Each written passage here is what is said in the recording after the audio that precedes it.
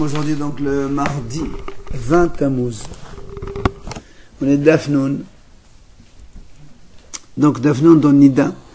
Et nous sommes à la ligne numéro 12-13. Houssamia.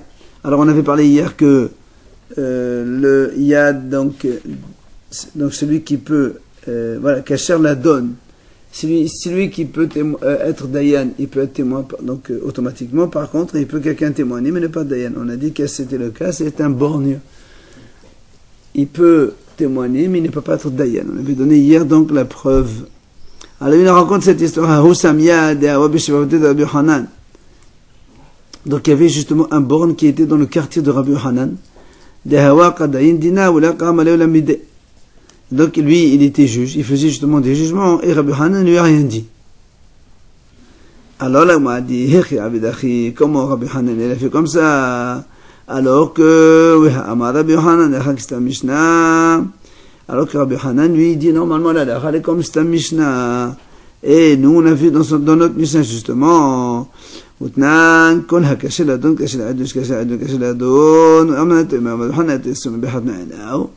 donc justement dans le Mishnah on a vu que il y a des gens qui peuvent témoigner mais qui ne peuvent pas juger, et Rabbi Hanan a dit justement c'est quoi le cas? C'est le cas d'un borgne qui peut témoigner puisqu'il peut voir avec un œil, mais par contre il n'a pas le droit de juger. Alors comment ça se fait que Rabbi Hanan il a laissé ce borgne juger dans son quartier, il lui a pas fait de remarque? Question facile. Hein? Il est venu borgne après. Non, il était déjà. C'est ça. Et alors, sage au passage, quand il dit que c'est de toute façon, un dayan pour juger, il est obligé d'être sage. Non, parce qu'il fait. Et personne d'autre. Il n'y a aucun lien avec la. Ah non. Le fait de voir, non? Non, on a dit comme ça, on a dit celui qui est bon, on n'a pas le droit de juger, point de ligne. Il n'y avait aucun autre pour juger, peut-être. Et alors, ça n'empêche pas. Comment? Si Rabbi Hanan était là, Rabbi Hanan même, il peut très bien juger. C'est l'histoire du borgne. On peut juger d'autres choses que de fait de Non. Du litige, non? Des litiges, voilà. Remarquez, il ne peut pas juger, point de ligne. Aucun domaine. Ouais. Alors, donc, l'Agma répond, Rabbi Hanan, stama ahdina ashkah. Rabbi Hanan, il a trouvé une autre Mishnah. Qu'est-ce qu'a dit cette Mishnah? Ditna dine mamonot. Danin bayom v'ramanin balayla. Vous vous rappelez, hier, on a dit que, on a fait la comparaison avec les gaïm, les taches de lèpre. On a dit dans les taches de lèpre, dans la Torah, c'est marqué au viom hela otbo. On ne peut voir ça que le jour. Or, Rabbi Hanan, il avait dans une Mishnah, c'est marqué les dîners mamonot. On peut juger ça le jour et on peut les terminer la nuit. Donc, tu ne peux plus comparer ça avec les taches de lèpre, puisque les taches de lèpre, on ne décide pas la nuit. Or, nous, comment on a vu justement comment on a appris qu'un borgne n'a pas le droit de juger par comparaison avec les taches de lèvres. On a dit dans les taches de lèvres c'est marqué le jour, et c'est marqué aussi les chol mal'ain hakon, il faut que le kohen il ait ses deux yeux. Donc on a dit donc le jugement aussi c'est la même chose. Un juge en tout cas donc il ne peut juger que le jour, et il ne peut juger qu'avec ses deux yeux. C'est un seul œil, c'est là on a dit que le borgne n'a pas le droit de juger. Alors il a été dit Rabbi Hanan, il a trouvé notre Mishnah, dans une Mishnah c'est marqué que donc dîner maman le problème de litige civil, on peut les juger le jour et aussi la nuit. Donc tu vois bien que il enlève la comparaison avec les taches de lèpre. Donc si tu enlèves la comparaison des taches de lèpre au niveau donc du jugement de la nuit, alors tu enlèves aussi la comparaison pour les juges bornés. Et donc du coup, un juge borné a le droit de juger.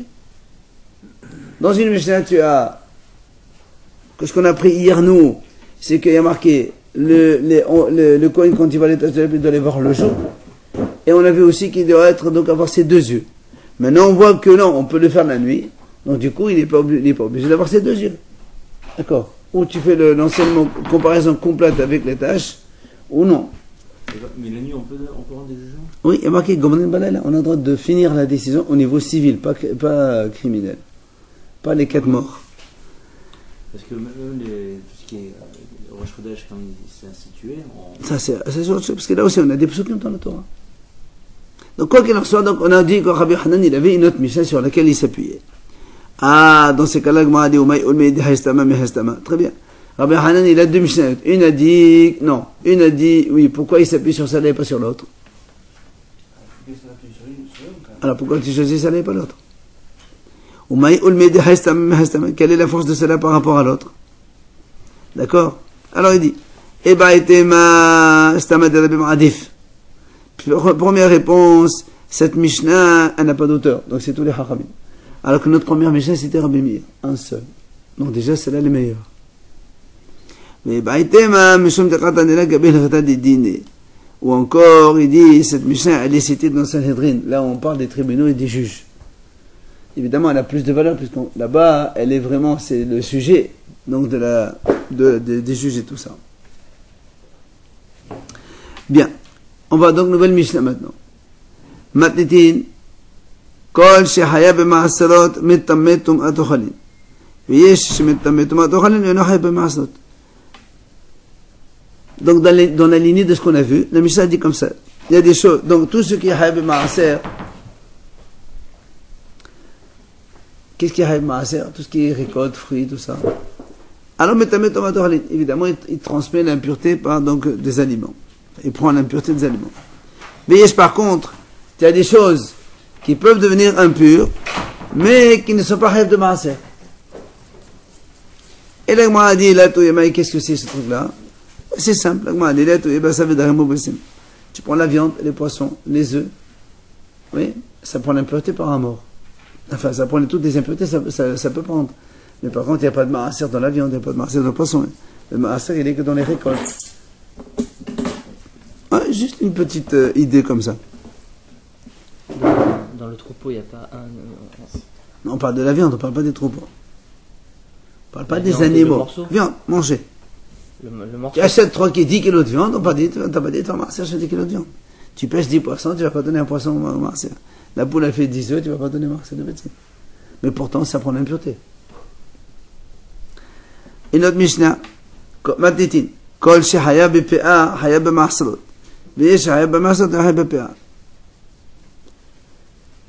La Mishnah a dit tout ce qui est hayav BPA. PA, c'est le coin. Vous savez que quand on moissonne en champ, on laisse à la fin un petit bout. Pour les pauvres, qu'on appelle PA. C'est le coin. Dans la Torah, il n'y a pas marqué combien. Haramim m'a donné une mesure, 1/60 du champ. Ce qu'on appelle PA. Il y a une Mishnah qui s'appelle PA. Hein? Alors, tout ce qui est Hayaf BPA, eh bien, Hayaf BMaaser. D'accord? Mais, tu peux avoir des choses qui sont Hayaf BMaaser, mais pas Hayaf BPA.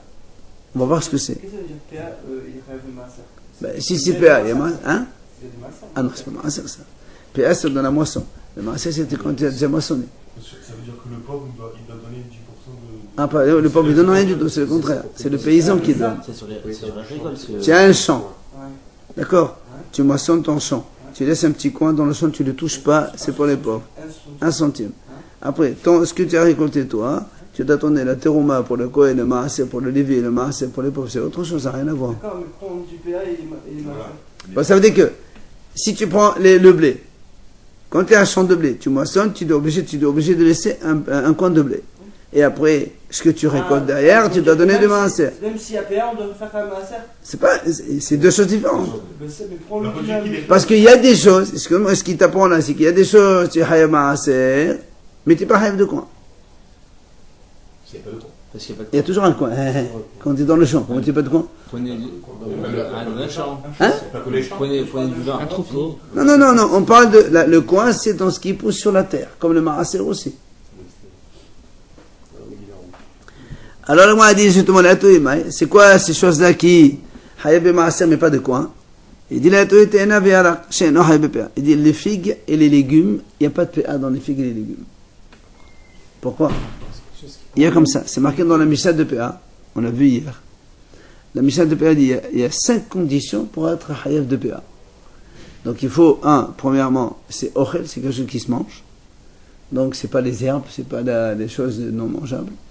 2, il faut que ce soit nishmar gardé, ça veut dire qu'il ne soit pas hefker. Si tu trouves des choses hefker dans la rue, tu moissonnes, tu manges, il n'y a aucun problème. Il faut que ce soit une propriété de quelqu'un. 3, il faut que ça pousse dans la terre. Donc la viande, tout ça, il n'y a pas de coin dans la vie. Il faut les ketatoke ahad, ça se cueille en une fois. Par exemple, le blé, tu moissonnes un blé en une fois. Les pommes, tu cueilles tout en une fois. Le figuier, non.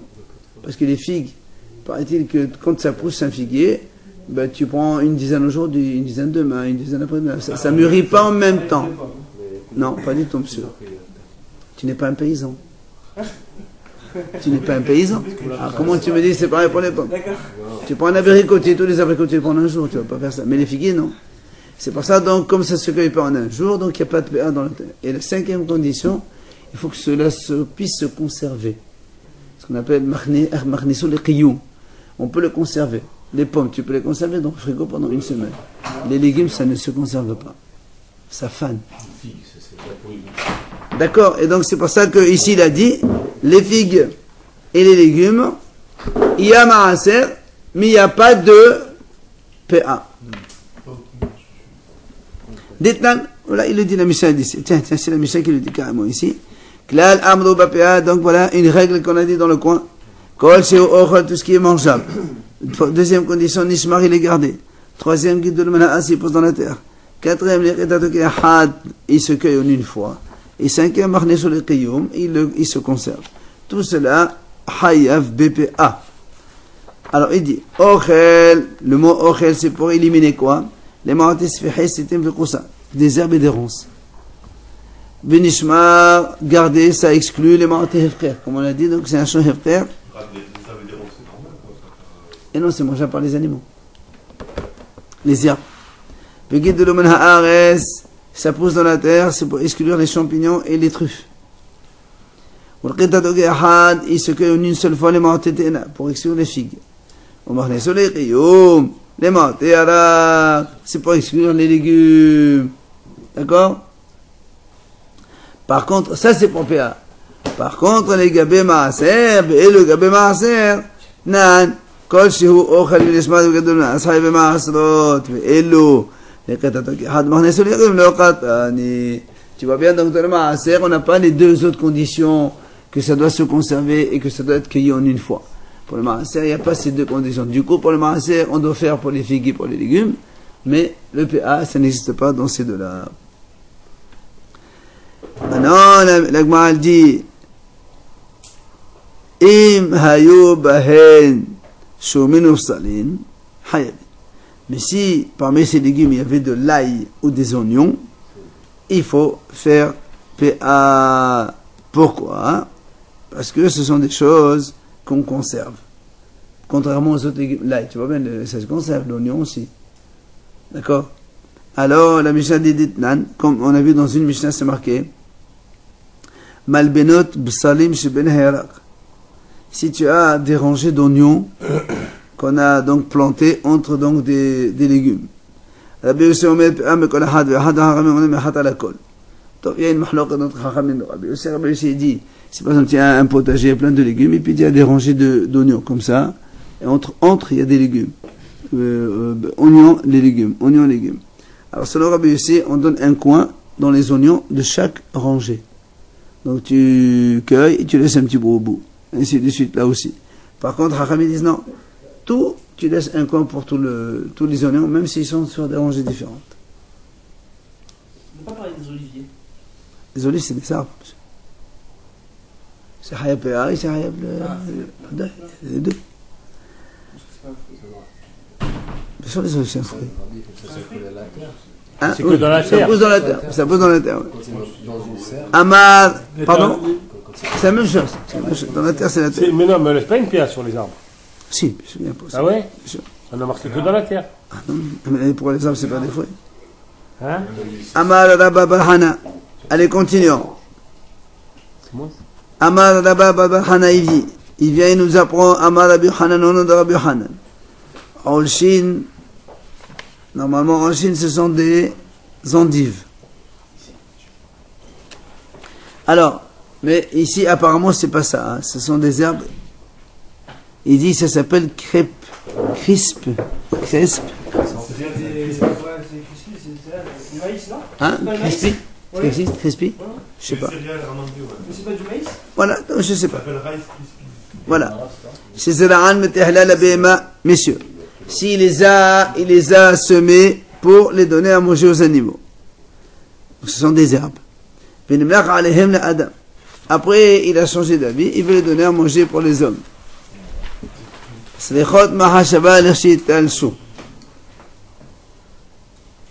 Il dit,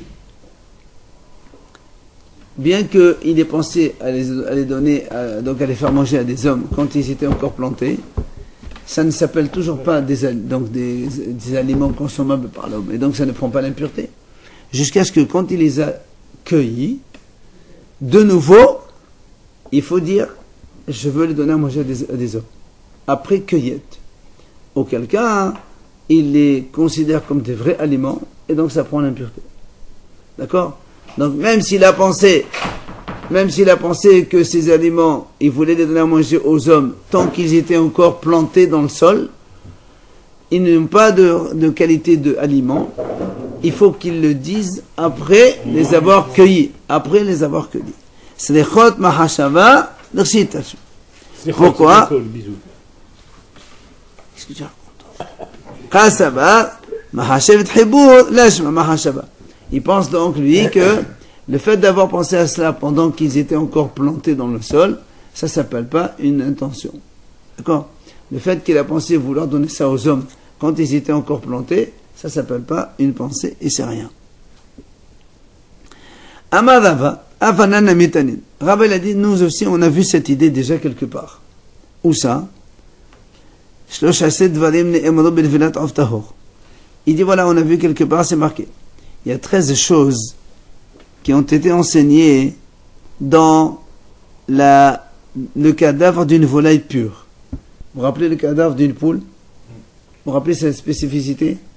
Très bien. Donc elle rend impurs les habits pendant que l'aliment traverse le gosier.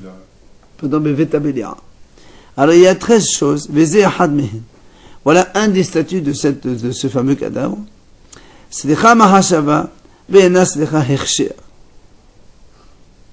C'est-à-dire, il faut penser mahashava, que tu la donnes à manger. Il faut que parce que normalement le cadavre, on peut le jeter. Alors il te dit non. Il faut que tu penses à donner à des hommes. Et dans ces cas-là, elle devient propre, donc apte à devenir impure, à transmettre l'impureté.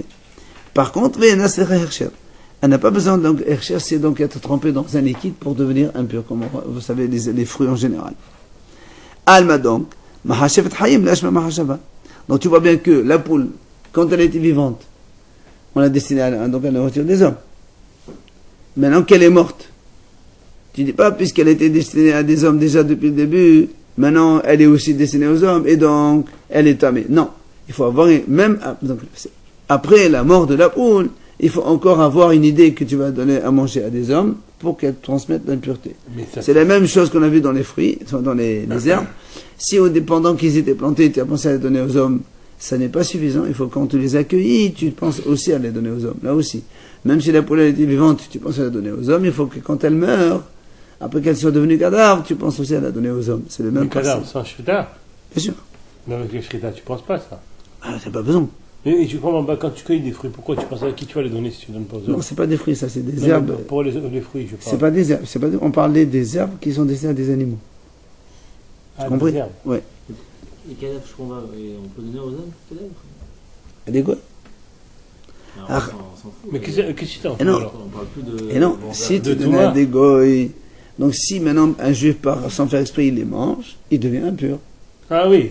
Mais si tu ne penses pas à les donner à manger à un homme. D'accord, mais il devient impur même sans le fait qu'il ait pensé ou pas pensé à ah si, un homme. Si. Mais c'est un cadavre. Ben non. Si tu ne penses pas, si tu penses que tu vas le jeter, il n'a pas statut d'aliment, c'est terminé. C'est un cadavre d'un animal. Oui, mais comme tu ne le destines pas, tout ce qui n'est pas destiné à la consommation d'un homme, ben, tout ce qui est un cadavre d'animal, en général, les gens ne mangent pas. Mais ça, c'est propre à la volaille, ça. Oui, c'est pas pour là ou autre. Un insecte, par exemple, on peut pas jamais imaginer de pouvoir le manger. Justement, tu vas voir après, on va voir dans certains endroits, on mange certaines choses. Ça dépend des endroits. On va voir ça. Akhanami, là aussi. Quand vous dites aux hommes, Rabbi, de façon générale, goy aussi. Mahashavet hibur lashma mahashava. Donc, il dit, là aussi, c'est pareil. Le fait d'avoir pensé quand ils étaient les herbes encore plantées dans le sol, ça s'appelle pas, même si tu voulais le donner aux hommes, ça s'appelle pas une pensée. Il faut le faire quand ils étaient déjà cueillis. C'est un peu le même principe. Rabbi Zera a dit non, pas du tout, c'est pas du tout comparable. Rabbi Zera a dit ici, on parle pas du tout de d'une poule, on parle d'un poussin qui est venu de je ne sais où, il est tombé de la montagne, donc il n'était pas là devant toi quand il était vivant, donc tu ne peux pas le savoir, donc ça n'a rien à voir. C'est parce que lui, il veut te montrer que même si tu as pensé pendant qu'il était vivant, c'est pas suffisant, il faut y penser pendant la mort, après qu'ils sont morts. Alors il dit, non monsieur, ici il s'agit d'un poussin, c'est une volaille, qui est tombée de la montagne, que tu n'as pas vue quand elle était vivante. Elle est devenue comme ça, elle est morte devant toi. Donc ça ne s'appelle pas que, même si elle est vivante, il faut aussi y penser. Tu n'y as pas pensé pendant qu'elle était vivante. Amalé Abaye, alors Abaye lui dit, Tanegol Shebiavne Maïkal Memad. Et la poule de Yavne, qu'est-ce qu'on pense? Hein? Il dit, parce que là-bas, on va voir dans la Gemara, elle va nous expliquer, tout de suite après, elle va nous expliquer cette histoire de poule de Yavne, qui était en fait destinée à des goïms. D'accord?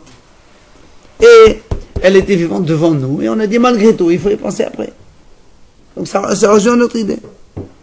Amal et Tanegol Balahava. Et il lui a répondu, il dit, là-bas, en fait, c'était un coq sauvage. Et alors, comme c'est un coq sauvage, les gens n'avaient pas l'intention de le manger pendant qu'il était vivant. C'est pour ça qu'il faut y penser après la mort. Ça n'a rien à voir avec nous de nouveau. Ah, ils se sont moqués de lui. Pourquoi? Ils ont dit, ils ont dit, monsieur, qu'est-ce que tu racontes? Un coq sauvage, c'est une volaille impure. Une volaille impure, ça ne transmet pas l'impureté par le gosier. Puisque seulement un cadavre d'un Aof Tahor, seulement, une volaille pure seulement, quand on la mange, ça transmet l'impureté aux vêtements. Une volaille impure, non. Oui, c'est autre chose. Alors, donc, on avait dit que Abaye leur a dit, ne vous moquez pas de lui. Donc, les Hachamim se sont moqués de lui parce qu'il a dit coq sauvage. Alors, ils lui ont dit, mais attends, mais le coq sauvage, monsieur, ça transmet l'impureté. Donc, tu peux dire n'importe quoi. Alors, Abaye leur a dit, non, monsieur. C'est un grand Hacham qui a dit ça. Allez, ne vous moquez pas de lui. Pourquoi? Il dit ici, en fait, il s'agit d'une poule qui s'est révoltée. Donc, le monsieur, il avait déjà une poule. Après, elle s'est révoltée, donc elle est partie, elle s'est enfuie. Et quand elle est revenue, donc, c'est ça qu'on appelle sauvage. C'est-à-dire, en fait, quand il l'avait au début, il pensait la manger, donc la consommation de hommes. Et après, et donc, il faut une deuxième pensée quant à sa mort. C'est ça, c'est Essarhadat, un truc comme ça, non? Non, pas Essarhadat. C'est pas Essarhadat. Au contraire, non, ici, au contraire, on veut montrer qu'il avait pensé déjà la donner aux hommes quand elle était vivante. Alors on dit quand elle est morte, il faut encore de nouveau avoir la pensée. Ouais, elle n'est pas morte, elle est partie, elle est revenue. Elle est morte, c'est ça. Après quand elle est morte, c'est ça. Quand elle est partie, Eh oui. s'appelle morte? Non, elle est revenue, elle est morte quand elle est venue. Et oui, on parle d'un cadavre ici. Rapapa, il a dit, Tanegol Tadeagama. Il a dit, en fait, Rapapa, je peux te répondre aussi, il s'agit de Tanegol Tadeagama, ça veut dire, c'est une poule qui se trouve dans les marécages, un truc comme ça. Marécage. Canard. Voilà, je sais pas, peut-être. Parce que lui il pense, non, ça doit pas être ça, enfin ça doit être des volailles un peu spéciales, puisque lui il a dit, Rapapa il pense que le coq qui vient de cet endroit, il est interdit, par contre la poule, elle est permise. Ouais, mais je sais pas. Mais c'est pour que tu ne te trompes pas, Ammoni veut le Ammonite. Comme on sait que Ammoni veut le Ammonite et Moabite et pas Moabite, les mâles de Moab et de Ammon ne sont pas permis, mais les femelles sont permises. Alors il a dit la même chose ici pour te rappeler, c'est le coq qui est interdit et la poule elle est permise. Darash Merimot Anugota de Agama Asira. Merimot il a dit non, la poule de cet endroit-là elle est interdite. Pourquoi? Parce que les Hachamim l'ont vu. Comment elle a dévoré un truc, elle l'a mangé entre les pattes comme une volaille sauvage. Parce qu'on dit les volailles cachères, quand ils prennent quelque chose, ils ne le mangent pas comme ça. Ils le posent, après ils le mangent. Et les volailles impures, les oiseaux impurs, ils mangent dans leurs griffes. Mais une poule, elle mange un cadavre? C'est pas une poule, ça doit être une volaille un peu Non, mais une spéciale. volaille normale. Elle mange pas, elle mange que des graines, non? Je sais moi. Des graines de cadavre. L'oiseau, les gabiens, ils prennent des saletés. Oui, les gabiens, mais c'est pas caché. Hein, C'est ce qu'on appelle Geruta, c'est-à-dire la volaille s'appelle Geruta. Allez, Tanora banane, messieurs. C'est la façon de manger, c'est pas pris. Je leur donne des graines de cadavre. Allez, on continue. Tanora banane, Hachamim nous enseigne. Allez, écoutez ça, messieurs. Gozal, Shenafal, Legat. Si tu as un oision qui tombe dans un pressoir, et il est mort. Après, de tous les côtés. Si maintenant on pense l'amener, le faire monter pour le donner à manger à un goy, donc il transmet l'impureté, puisque tu le destines à être mangé. Maintenant, si tu veux le destiner à donner au chien, tahor, il ne prend pas d'impureté, parce que ce n'est pas un aliment mangeable par les hommes. C'est après qu'il est mort. Oui, il est mort déjà. Tout à l'heure, on a dit qu'il faut penser avant que c'est ça. Avant que le mort. Oui, attends, alors? Oui? Non, c'est pas. Non. Comment il peut être impur après qu'il est mort? Bah, c'est avant qu'il est mort. Et c'est quoi qui est impur? Non, tout à l'heure. Où il est tombé? Non. Nous, on sait qu'une volaille, quand elle est tahor, si elle meurt, oui, elle transmet l'impureté à l'homme quand il la mange. Mais comme ça, c'est un cadavre.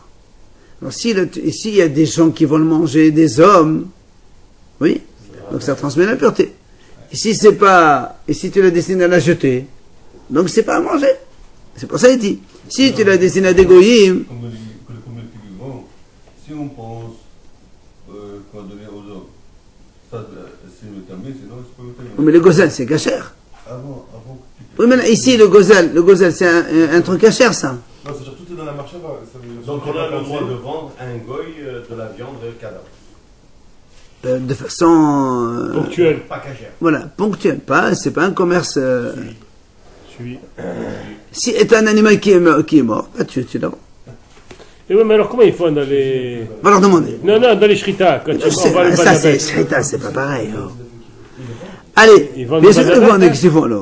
L'arrière et tout. Rabbi Yohanan ben Ode Omer Dafla Kelev C'est Tameh. pas nous qui vendons, c'est le. Rabbi Yohanan, il dit, non, même si on le destine à manger au chien, c'est aussi tamé.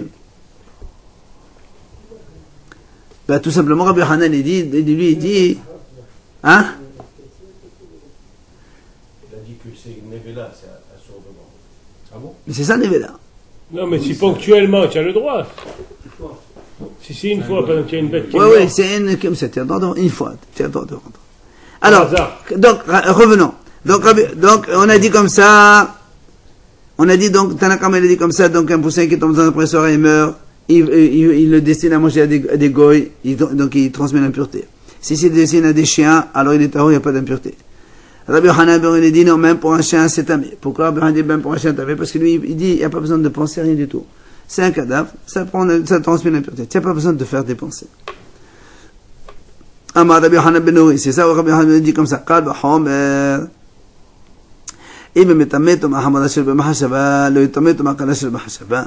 Rabbi Yohanan dit comme ça, si déjà ce volaille mort, une volaille on dit, cette volaille qui est morte, comme on sait nous tous,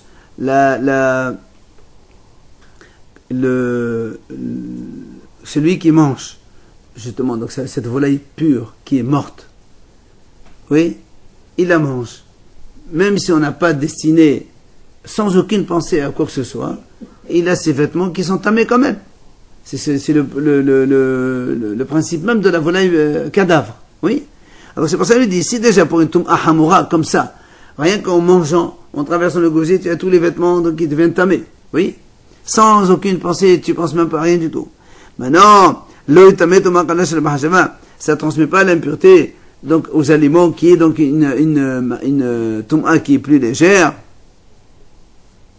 Amdouloula, ils ont dit non, c'est pas pareil. Pourquoi? Ils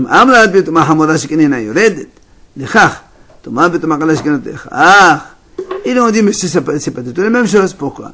Dans la tum'a hamura, c'était la tum'a sévère qui est donc celle que quand la viande traverse le gosier, ça transmet l'impureté aux vêtements. Ena yoredet, ça descend pas. On va voir ce que ça veut dire juste tout à l'heure, tout de suite maintenant, on va voir ce que c'est la définition. Thomas betomah qal, alors que Thomas qala, sheken yoredet echach, elle va pour cela. Alors Amalahem, il leur a répondu, Tanegol shebiyavne tochiyah, sheyoredet echach utmeoah shel mahashava.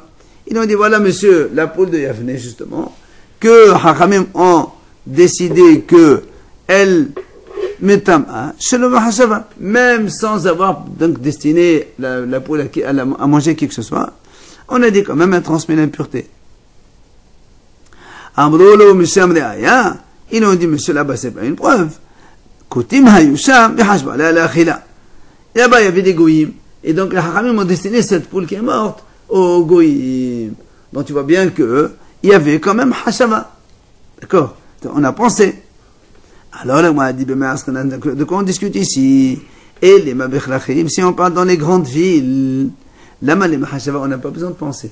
Pourquoi? On avait vu cette idée déjà. On a vu dans une Mishnah, c'est marqué, Nevelat behema tehora. Bechol makom. Donc le cadavre d'un animal tahor. Le cadavre d'un agneau, d'un mouton, d'une chèvre ou d'une vache. Cadavre, d'accord? Bechol makom, dans tous les endroits. Unvelat of tahor. Et le cadavre d'une volaille pure, des poules, des coqs, des canards et des oies. Vea helev, et la graisse interdite. Bechrachim, insachem la mahajol achsher. Quand on est dans les grandes villes, vu qu'il y a beaucoup de monde et que ça mange de partout et ça mange tout, on n'a pas besoin de penser à quoi que ce soit. C'est sûr que ça va être mangé. Bah, évidemment. Et donc ça prend l'impureté, c'est certain. On tire la vie de Yahvé. Attends. Non, ça c'était une histoire. De façon générale. Dans les grandes villes, toutes les viandes se mangent. Il y a trop de monde. Mais dans le monde, c'est comme ça. Non, monsieur. Dans les villages, non.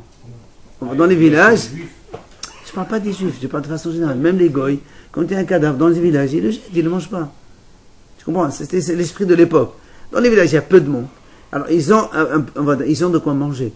Alors, s'il y a un truc qui n'est pas bon, ils le jettent. Dans les grandes villes, il y a trop de monde. Ben, on prend tout. C'est pour ça qu'il dit comme ça.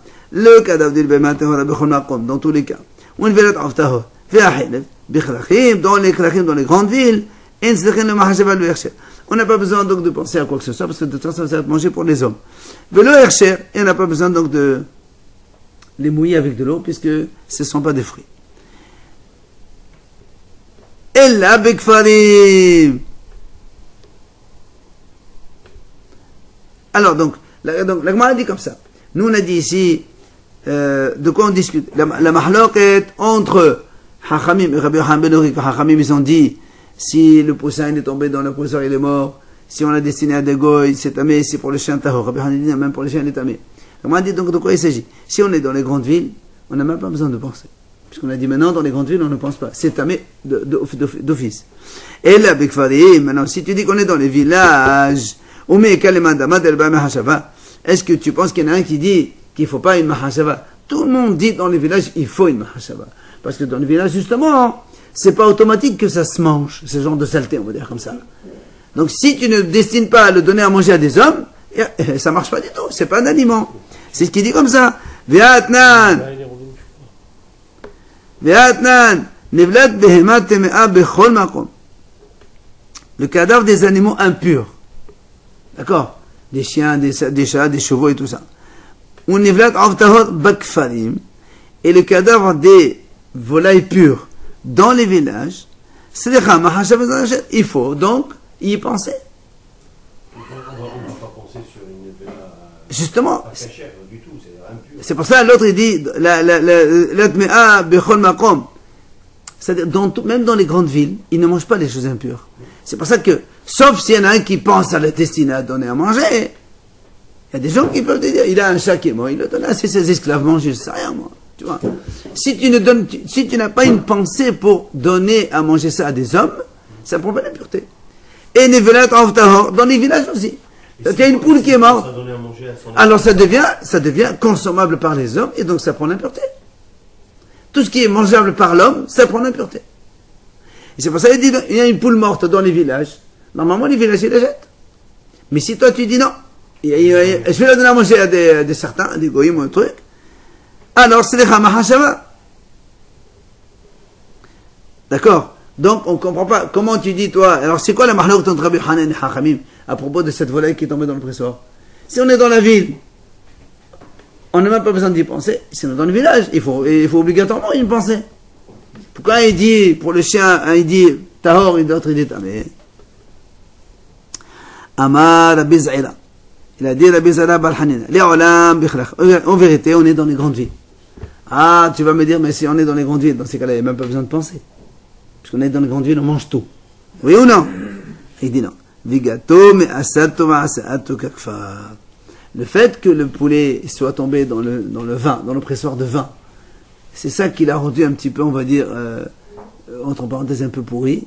Et même dans les grandes villes, la poule, enfin, la volaille qui est tombée, alors même si on la retire, on va dire comme ça, dans les grandes villes, ils mangeraient une poule morte, mais ils ne mangeraient pas une poule morte qui est trempée dans le vin.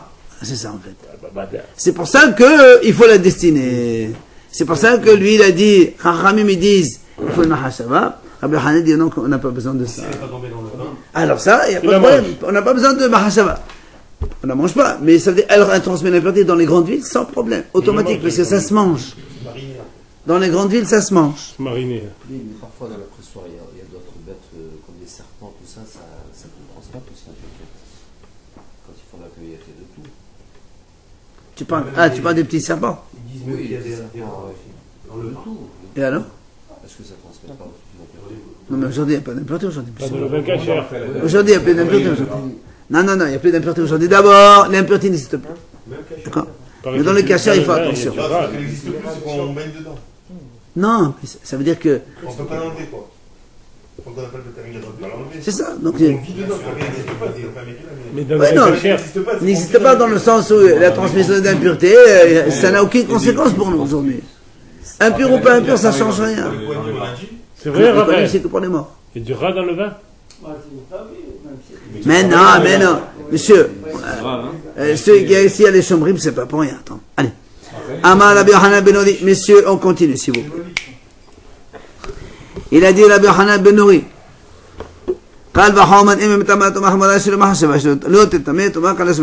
On va revenir sur l'idée de tout à l'heure, quand ils ont dit, si déjà, ça rend impur, donc les vêtements, quand on avale, qui est donc ce qu'on appelle Tum'a Hamura, puisque ça rend impur un homme. A fortiori, Tum'a Khala, même sans penser, ça transmet l'impureté. Ils lui ont dit non, c'est pas pareil. Quoi? Rappelez tout à l'heure, on a dit cette phrase-là, on a dit, on va expliquer. Maintenant, c'est quoi cette idée? La Tum'a Hamura, la Tum'a sévère, ne descend pas à cela. Ça veut dire quoi? Ça veut dire quoi ça, il dit? On explique, c'est quoi ça? Voilà comment il faut comprendre cette phrase. Là, im amrad betum'a hamura sheken ena osaka yoseva. Tum'a betum'a kalash osaka yoseva. Il dit, Hachamim disent comme ça. La tum'a hamura, c'est-à-dire donc la tum'a sévère quand on mange, et donc ça transmet l'impureté aux vêtements. Parce que ena osaka yoseva. Parce qu'un homme, quand il a mangé, il est devenu impur. Lui, il ne peut pas transmettre l'impureté à un autre homme. C'est ça, ça ne fait pas comme elle. Alors que Tum Akala, c'est Osea Keyoseva. Mais une Tum Akala, un aliment peut rendre impur un autre aliment. D'accord? Un homme, quand il devient impur par autre chose, comme lui, il est premier degré de Thomas, il ne peut pas transmettre l'impureté à l'homme. Mais un aliment, il peut transmettre l'impureté à l'aliment. Mais l'homme peut transmettre l'impureté à un autre aliment. Ah ben, sans problème. Oui, mais là, on te dit, la différence, c'est que la Thomas sévère ne peut pas faire la même chose comme elle a eu. L'homme est devenu impur, il ne peut pas donner l'impureté à nous. Mais l'aliment, il peut donner l'impureté à l'aliment. C'est pour ça que c'est pas pareil. Alors, le Gemara dit, maintenant, c'est tout le contraire. Amalabé, école des Kenon, c'est le contraire. Uma Thomas, il a dit, c'est pas metamea, c'est le Mahashava. Thomas, Kala, de Ahmed, de Sagasema, de Soutam Mahashava. La Gemara dit, toi, tu es en train de me montrer que, soi-disant, que la Tum'a Hamura, la Tum'a sévère de l'homme, elle est plus sévère que la Tum'a Khala. Mais tu me dis en même temps que la Tum'a Hamura, elle ne transmet pas l'impureté. Alors que la Tum'a Khala transmet l'impureté. Donc la Tum'a Khala, elle est plus importante. Ça dépend à qui? Ça fait rien. Toi, tu es en train de me comparer la Toma Hamora de l'homme avec la Toma Kala des aliments. C'est des stades différents. C'est vrai. Mais toi, tu me dis, si déjà la Toma Hamora, qui ne transmet pas, c'est pour ça elle est sévère. Mais l'autre qui transmet, alors elle n'est pas sévère. Attends, c'est le contraire. Si tu transmets l'impureté, c'est que tu es plus sévère, non? Elle transmet aussi aux aliments. Très bien. Mais toi, ton argument, c'est quoi? Elle fait comme elle. Et l'autre, l'un fait comme lui. Enfin, la Toma Hamora ne fait pas comme elle. Et l'autre, elle fait comme elle. Celui-là, elle n'a pas cet argument. C'est pour ça que c'est sévère. Et lui qui a l'argument, c'est sévère. C'est tout le contraire. C'est ce que l'Agma le dit. C'est pour ça que l'Agma, elle change. Ella amar rav shishat, haqiqa amar. Voilà comment il faut comprendre. Im amad betomar shkini nas lecha hechsher, tomad betomar kalas hechsher. Et dit voilà comment il faut comprendre. Il dit, la Toma Hamora, on n'a pas besoin de hechsher. C'est-à-dire qu'un homme, quand un homme il mange par exemple ce morceau de poulet mort, oui, on n'a pas besoin de hechsher.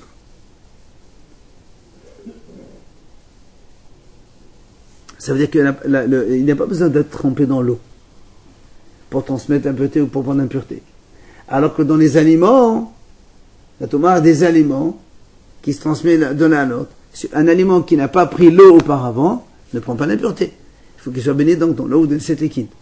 Voilà pourquoi la Toma Hamora elle est plus sévère. Elle transmet l'impureté même s'il n'y a pas auparavant imprégnation d'eau, alors que dans la Toma des aliments, oui, il faut une imprégnation. C'est là où l'Agma dit comment? Omi, c'est comment tu dis que cette volaille, quand elle transmet la pureté aux aliments, il faut hercher, il faut que ça soit imprégné de l'eau. Il y a trois choses qu'on a dit à propos de cadavre d'un volaille pur. C'est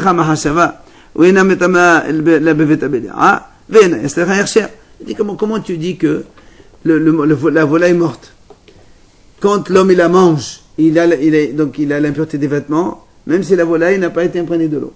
Mais par contre, un morceau de volaille morte, pour transmettre l'impureté, il faut qu'elle soit imprégnée de l'eau. Voilà, nous on a vu dans la Mishnah dit, donc la volaille morte, elle a trois principes.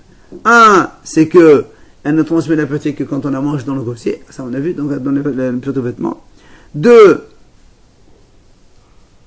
c'est il faut y penser donc quand on en mange, destiné à l'homme. Et trois, elle n'a pas besoin d'être apte, elle n'a pas besoin d'imprégnation d'eau. Comment toi tu me dis maintenant il faut que la volaille morte elle soit imprégnée d'eau pour transmettre l'impureté aux aliments? Il faut les trois en même temps pour que ça soit. Non, c'est des définitions. Non, voilà, c'est les définitions de la volaille morte. Elle est ça, elle est ça et elle est ça. Il faut qu'elle a les trois. C'est pas qu'il faut. Une volaille morte, si quelqu'un la mange, il devient impur au niveau de ses vêtements. Un.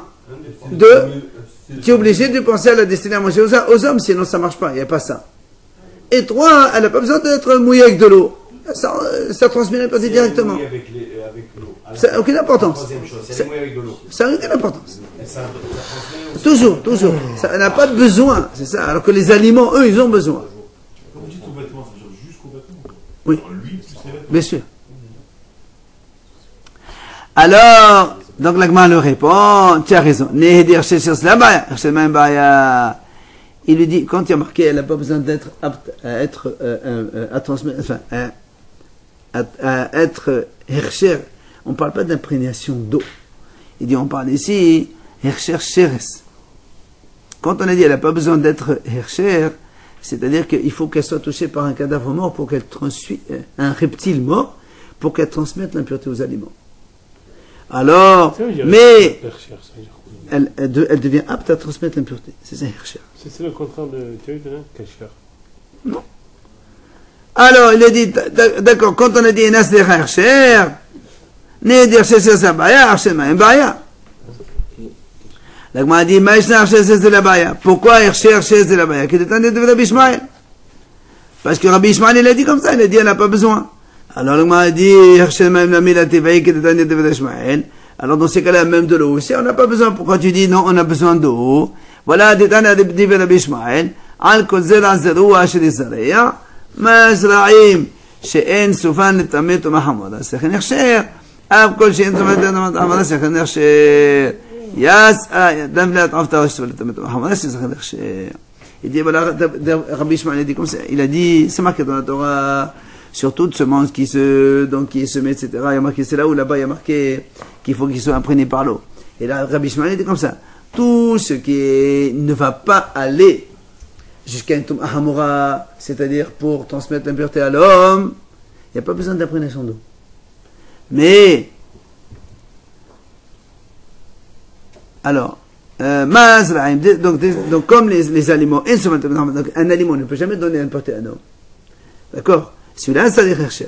Donc tout celui qui ne va jamais transmettre donc l'impureté à l'homme, il n'a pas besoin de chercher non plus.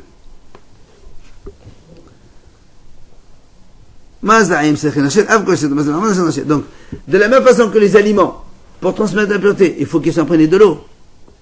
Eh bien, toute chose qui ne transmet pas l'impureté à un homme, d'accord, un homme, doit, comme les aliments, doit être imprégné. À l'exception de la Nevelat Avtahor, puisque la Nevelat Avtahor, le cadavre de la volaille, elle transmet l'impureté à l'homme. Oui? Dans ces cas-là, on n'a pas besoin d'Hercher. Et là, l'Agma a dit, tu sais quoi, la réponse. L'Agma a dit que c'est pas du tout la même chose. La différence entre les deux, c'est quoi? Il dit, la Touma Hamura, en général, on n'a jamais vu qu'elle doit être imprégnée avec de l'eau. C'est pour ça que la volaille pure, elle transmet à l'homme, même sans être imprégnée. Par contre, la Touma Kala des aliments, vu que, en général, il faut que ce soit imprégné par l'eau, alors là aussi c'est pareil. Voilà la différence entre les deux.